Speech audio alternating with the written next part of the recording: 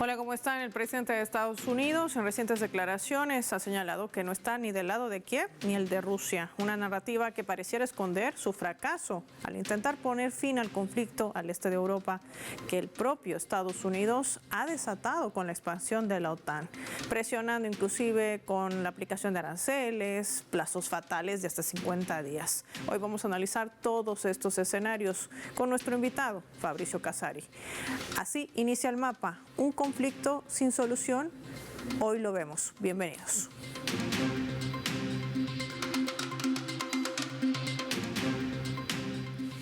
Vamos por esta razón a desplegar nuestro mapa y poder entender de qué va la advertencia o amenaza de la administración del republicano Donald Trump. Estados Unidos presiona a Rusia con aranceles. Vamos a identificar justamente en nuestro mapa mundi estos dos jugadores en el mapa. Por un lado Estados Unidos y por otro lado la Federación Rusa. Hay que decir que el presidente de Estados Unidos ha advertido que va a imponer aranceles del 100% a Moscú si no llega a un acuerdo con Ucrania en los próximos 50 días, el plazo fatal. Las declaraciones se producen en el contexto del estancamiento diplomático que está generando también las conversaciones, que aunque Rusia, recordemos, ha dicho que está dispuesta a retomar. Ambos países han intentado negociar en Estambul, han llegado a algunos acuerdos, entre ellos el intercambio de prisioneros, que por cierto también se registraba esta jornada muy temprano. Hay que decir que también desde ese momento Washington quiere que el Kremlin acepte un marco de acuerdo que ponga fin a este conflicto que aún además no está en términos claros, con condiciones mínimas que exige la Casa Blanca, si se contempla el cese al fuego parcial o una retirada de tropas rusas en territorios que ya han sido desnazificados y desmilitarizados.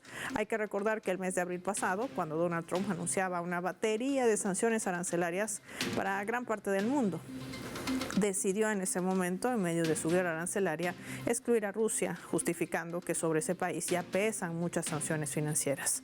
De cumplirse estas amenazas, afectaría a todas las importaciones rusas a empresas extranjeras que están comerciando con Moscú.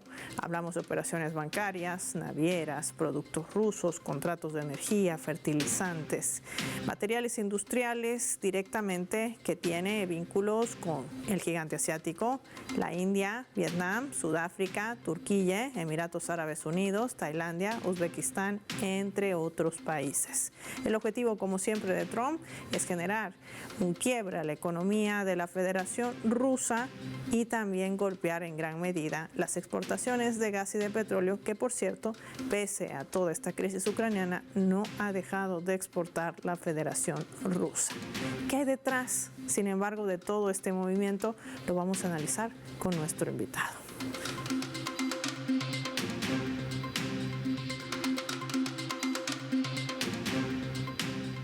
Recibimos desde Italia a Fabricio Casari, nos acompaña en directo. Fabricio, qué gusto tenerte en el mapa. Gracias por tu tiempo para Telesur. Bienvenido. El gusto es el mío, Paula. Analicemos este tema que además cada vez tiene más piezas sobre el mapa, pero seguirán siendo los mismos jugadores. Por ello te pregunto, Estados Unidos amenaza con aplicar aranceles del 100% a la Federación Rusa. Trump dice, no estoy ni con Ucrania ni con Rusia, pero no estoy muy contento por no llegar a un acuerdo que además viene incumpliendo el republicano desde su llegada como inquilino a la Casa Blanca. Ha dado una fecha fatal de límite, 50 días. ¿Qué representa este movimiento de Trump? Bueno, todos los días Trump se despierta y amenaza a alguien.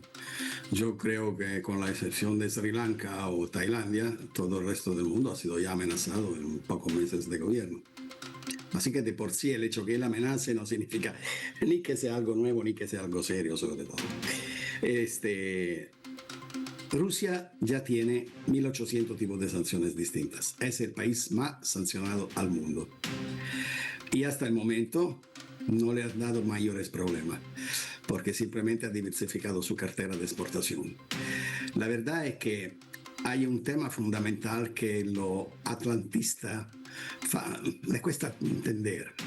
Cuando un país es entre los primeros 5 productores de petróleo del mundo, entre los primeros 3 de gas, cuando tiene la más grande reserva de oro, un territorio tan grande que hay 11 usos horarios distintos y el ejército entre lo más poderoso y más capacitado, segunda potencia militar del planeta, ¿qué creen que se pueda dar de miedo con las sanciones?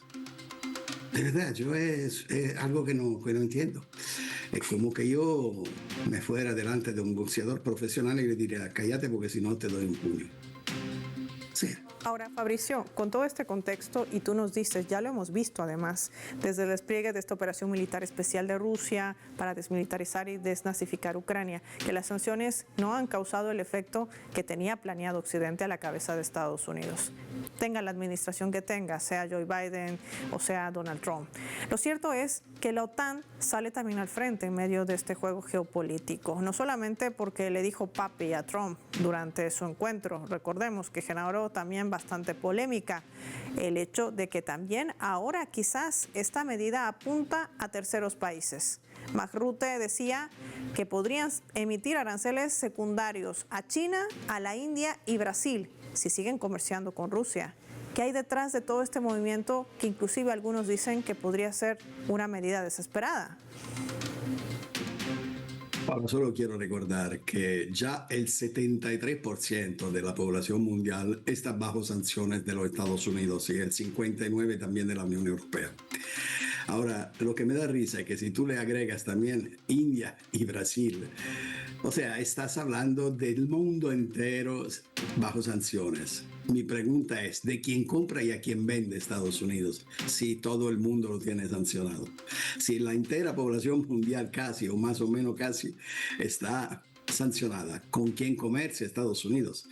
¿Qué hace? Vuelve a la autarquía, o sea, se produce y consuma lo que se produce.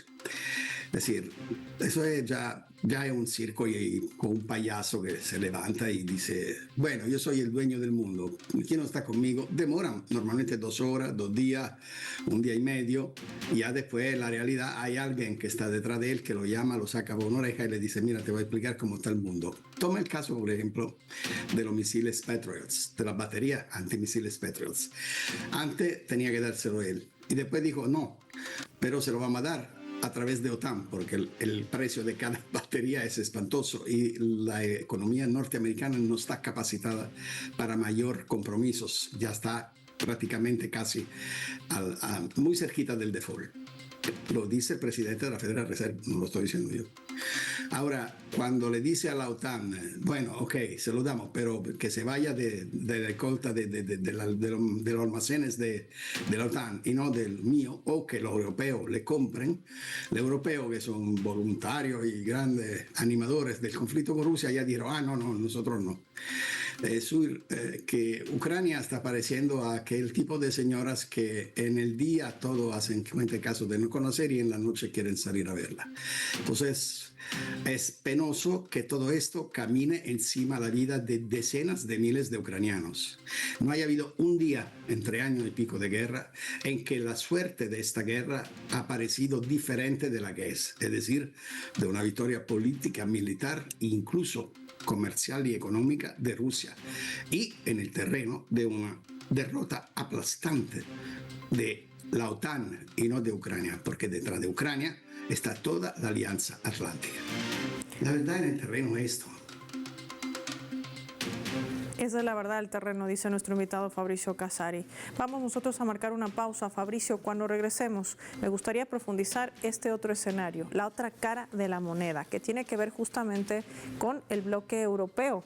Al parecer, la amenaza de Trump de que son los europeos quienes tendrán que pagar más armamento hacia Ucrania no ha caído bien a los líderes de esas élites. Pero, ¿por qué no ha caído bien? ¿Será simplemente por el tema de recurso económico o es que su plan es impulsar su propia industria militar bélica? De esto hablaremos al regreso y lo hacemos revisando nuestra escala.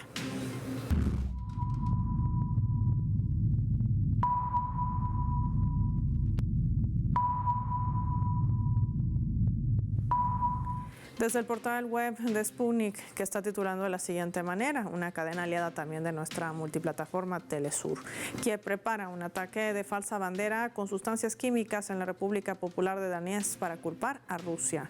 Las Fuerzas Armadas ucranianas han instalado equipos de antena mástil en un importante punto de distribución de amoníaco en la zona de Novotrovsky. La instalación es un lugar de riesgo de primera clase en caso de ser impactado, en el que podrían liberarse al medio ambiente más de 550 toneladas de amoníaco líquido. El plan, acusar a Moscú de provocar deliberadamente un desastre. El último incidente con uso de sustancias químicas por Kiev se registró el 8 de julio cerca del asentamiento de Ivanovka en la República Popular de Donetsk. Allí las fuerzas ucranianas lanzaron desde un dron una munición cargada con una mezcla de cloropiricina y también esto ha generado que Kiev no haya abandonado su táctica de guerra desarrollada desde hace tiempo con el método del cinturón químico, que consiste en colocar y detonar contenedores con sustancias químicas tóxicas en zonas de operaciones militares rusas. Ante el silencio, hay que decir, de la comunidad internacional y organismos multilaterales, incluidas Naciones Unidas, ante las denuncias recurrentes que ha presentado la Federación Rusa y donde las investigaciones han sido nulas. Ya volvemos.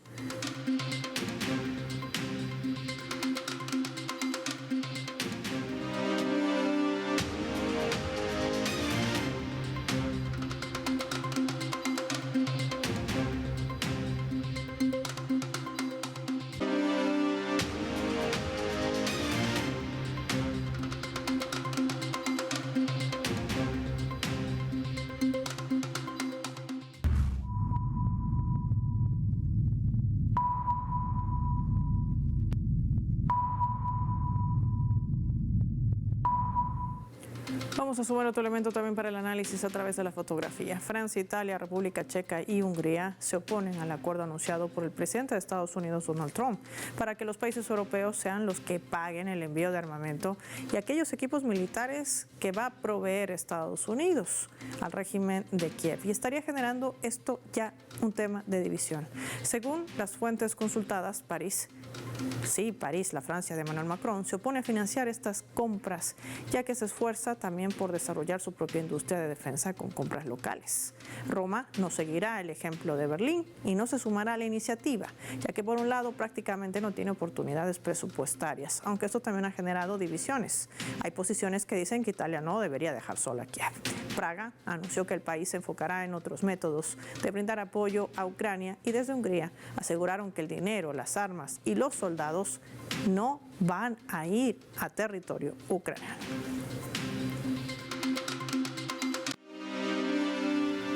Fabricio, es interesante ver cómo cambian sobre todo los discursos y nos enfoquemos específicamente en la Francia de Emmanuel Macron, quien desde el principio decía no vamos a dejar solos a Kiev, hay que seguir armando, hay que detener a Rusia, sumada a la narrativa de que en cualquier momento Rusia atacaría a cualquier país europeo. Recientemente la OTAN se ha reunido y dice que tienen que destinar los países miembros el 5% del Producto Interno Bruto. Pero ¿qué hay detrás de esta negativa? ¿Un desacuerdo a la administración de Trump o simplemente es queremos impulsar nuestro propio complejo militar industrial? ¿Qué nos dirías? La segunda, seguramente. La primera sí es un placer que prueban, pero la verdad es que la semana pasada, Paula, estuvo aquí en Roma la conferencia de sobre la reconstrucción de Ucrania, inaugurada por la Meloni y por otros países que participaron. Un circo Barnum, pero ¿qué te digo? Te digo que estos vienen a ganar con Ucrania y no a perder. Se están reuniendo para entender cómo puede ser el botín de la reconstrucción, ya así tan como la indicó BlackRock antes de retirarse. Estamos hablando de 500 mil millones de euros mínimo para reconstruir la parte esencial de Ucrania ya destruida. Entonces, todos los halcones y todos los buitres europeos, en general occidentales, ven en Ucrania una muy buena posibilidad de hacer negocios. Esto es, y no para pagar los puestos de Ucrania. ¿Por qué han sido tan fuertes con su solidaridad con Ucrania? Porque hasta el momento fundamentalmente la mayor cuota la pagaban los Estados Unidos. Los europeos son así. Una cuenta es decirte que te quiero, otra cuenta es pagar con tal de demostrarte que te quiero. Y entonces el business con la ideología casi siempre van de acuerdo, pero casi nunca las dos cosas van de acuerdo con lo que se dice. Ahora, la verdad es que la guerra se ha completamente indirizado después de los atentados terrorísticos en Rusia. Rusia subió el nivel pues, de los ataques y Kiev y otras partes del país están destruidas. Rusia no solo no tiene intención de retirarse, como pide Trump, sino que muy probablemente va más allá de donde pensaba de ir hasta hace un mes o 2 meses. Así que los 50 días de Trump yo creo que sería mejor que él lo utilizara para reflexionar, porque en 50 días, los próximos 50 días, la única cosa que está segura es que Rusia tendrá más territorio ucraniano de lo que tiene ahora. Entonces, tú me decías antes de la posibilidad de ataques químicos, eso sí, eso es muy probable, pero así que la contrainteligencia militar rusa tiene que estar muy a la alerta. Yo solo quiero recordar que tienen 2 años los ucranianos de tratar de bombardear Zaporizhia, la central nuclear. Precisamente el país que tuvo Chernobyl no se hace ninguna pena en tratar de buscar una tremenda hecatombe atacando una central nuclear defendida por los rusos. Mientras los medios internacionales dicen que los rusos que atacan a Zaporizhia como si estuvieran disparándose en los pies. Entonces, de ese clan mafioso terrorístico que está en el gobierno en Kiev, uno se puede esperar cualquier cosa. Pero no creo de ninguna manera que Rusia vaya un paso para atrás de lo que siempre ha pedido: la denazificación de Ucrania, la neutralidad absoluta de Ucrania, porque no es que solamente es suficiente que no entre en la OTAN, también que no forme parte de ningún acuerdo militar, y sobre todo un plan de arquitectura de seguridad regional que tenga en cuenta las exigencias de todos los participantes. Que los europeos, para cerrar, que los europeos no estén de acuerdo con Trump, no se entiende, porque cuando Trump dijo hay que hacer la paz con Putin, ellos se opusieron. Dice, no, hay que continuar la guerra, pero siempre con el dinero de Trump y no con el de nosotros. La cosa es grave, pero no es seria. Eso es muy interesante también analizarlo desde el punto de vista de que para mantener vivos estos complejos militares e industriales se necesita de conflictos en el mundo, y las guerras son justamente uno de los grandes negocios por encima de la vida. Mientras hay esta contradicción, este quiebre, mientras Donald Trump toma decisiones sin consultarlas a los europeos, que lo ha hecho desde el primer día de su segundo mandato, también hay que ver esta otra mirada. Las grandes corporaciones multinacionales como BlackRock, que ya han minado, ya se han loteado el territorio ucraniano, y un presidente ilegítimo que siga en el poder. Rusia ha sido enfático, no está en desacuerdo de retomar estas negociaciones que se han instalado con Kiev y que ha permitido también el intercambio de prisioneros, inclusive de cuerpos de militares y hasta mercenarios que han servido a Volodymyr Zelensky. Pero ¿en qué condiciones? Y si este es el panorama, ¿qué tanto se puede hablar de un fin del conflicto, Fabricio? Mira, BlackRock se retiró del momento que Trump firmó el acuerdo con Zelensky para tener la posesión prácticamente de todo el uso de su mina, sobre todo en la parte sur, es decir, en el Donbass. Esa es la parte más rica de Ucrania y ya se la comió Trump. ¿Cuál es la otra parte que podría interesar a Ucrania? Las materias primarias de que es rica no es suficiente porque tiene hierro, acero, pero no tanto como para hacer gola a cuánto le puede fascinar a BlackRock. La verdad es que no hay acuerdo. BlackRock se retira porque entiende que Europa quiere seguir esa guerra y no hay business donde hay guerra. Pero ¿cuál es el tema central? Esa crisis pesada del modelo neoliberal es una crisis que ellos piensan de resolver volviendo a establecer otro sistema productivo internacional, otra organización internacional de la producción de bienes, con a la cabeza manejando el complejo militar industrial. Es decir, Occidente apuesta por una recuperación de su capacidad industrial y de su capacidad de hegemonía política a través de la fabricación de armas y a través del uso militar. Ha completamente aniquilado la diplomacia, sustituyéndola con la diplomacia de la cañonera, y está dando a la industria armamentista el papel central de reestructuración del entero sistema productivo. Ahora, si tú estableces que tu sistema productivo se funda sobre todo sobre la industria de las armas, ¿cuál crees que puede ser tu política? Tu política será la política de guerra, porque las armas se hacen para usarlas y se usan para después hacer la nueva. Entonces, eso casi una obviedad. como se hace a decir a la gente que no tendrá salud, no tendrá instrucción, no tendrá vivienda, no tendrá welfare state, porque tienen que tener armas, diciéndole que hay una tremendísima amenaza. Uno se da la vuelta y dice, espérate, déjame leer la historia. Hasta el momento Rusia nunca ha invadido Occidente, pero Occidente ha tratado de invadir a Rusia 3 veces. Las 3 veces ha sido derrotado y eso la cuarta sería igual. Y la pregunta verdadera que tendríamos que ponernos todos, Paula, es esto. ¿Hasta qué punto demora la paciencia de Rusia? Porque no pasa día que Europa manda una amenaza militar, no estamos organizando para hacerte la guerra en el 2030, en el 2035.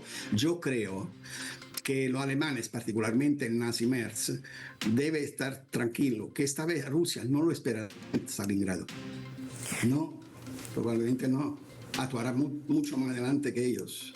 Sí, y la derrota inminente en el campo de batalla también es cada vez más fuerte, pese al cerco mediático que ha tratado de manejar por mucho tiempo Occidente en la cabeza de Estados Unidos y, por supuesto, con su lado, el sionismo de Israel. Quiero compartir contigo, Fabricio, y con nuestros televidentes nuestra leyenda para analizar justamente este otro escenario. Veamos.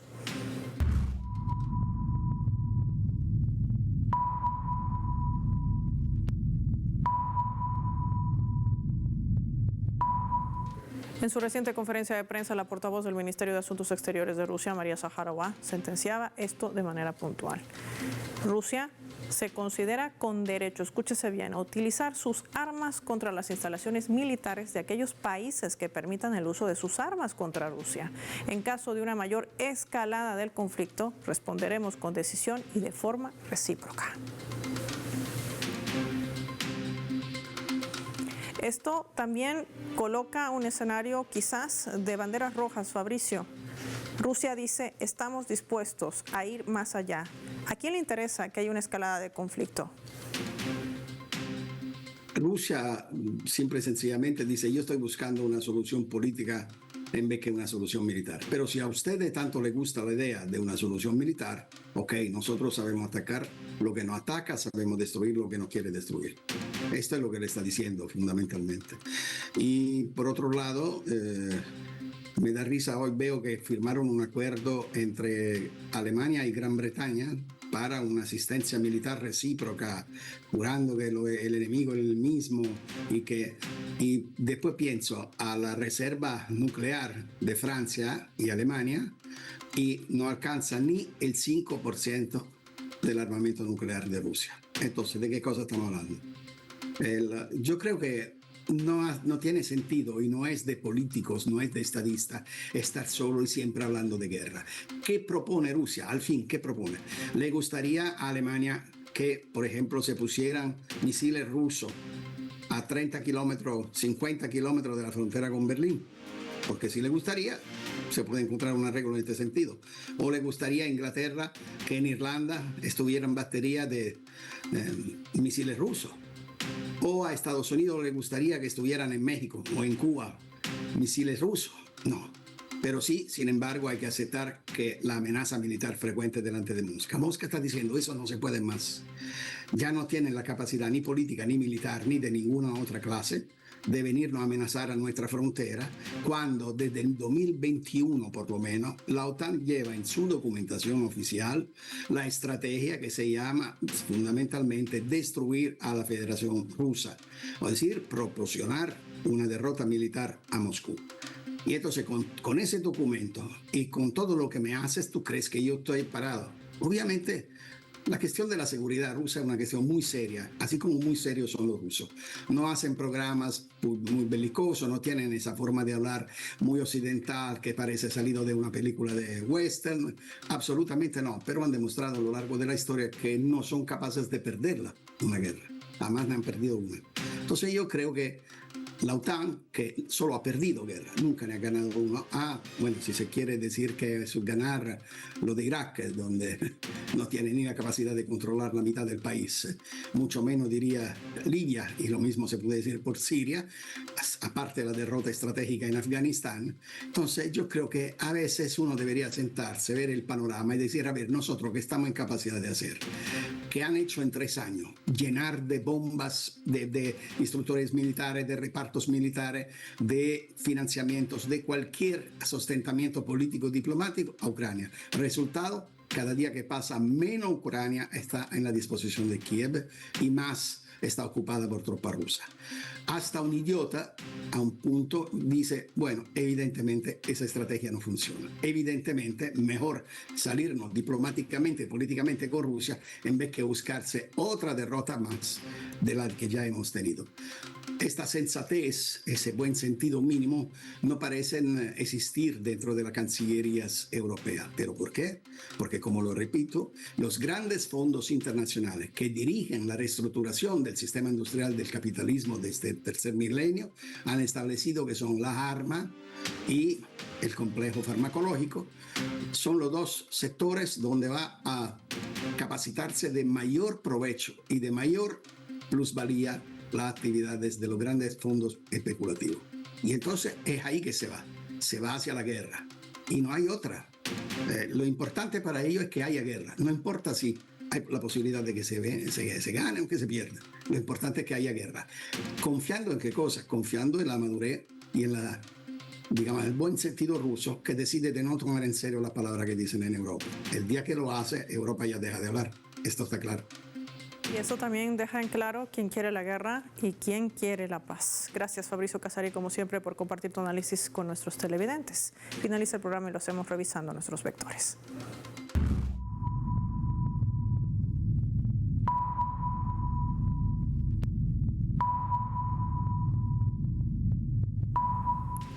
Nuestro radar en el mapa hoy nos refleja las tres claves sobre este tema. Rusia, un conflicto sin solución. 1. Chantaje. Trump trata de utilizar los aranceles a Rusia del 100% como una medida de presión para lograr lo que ha incumplido el propio republicano.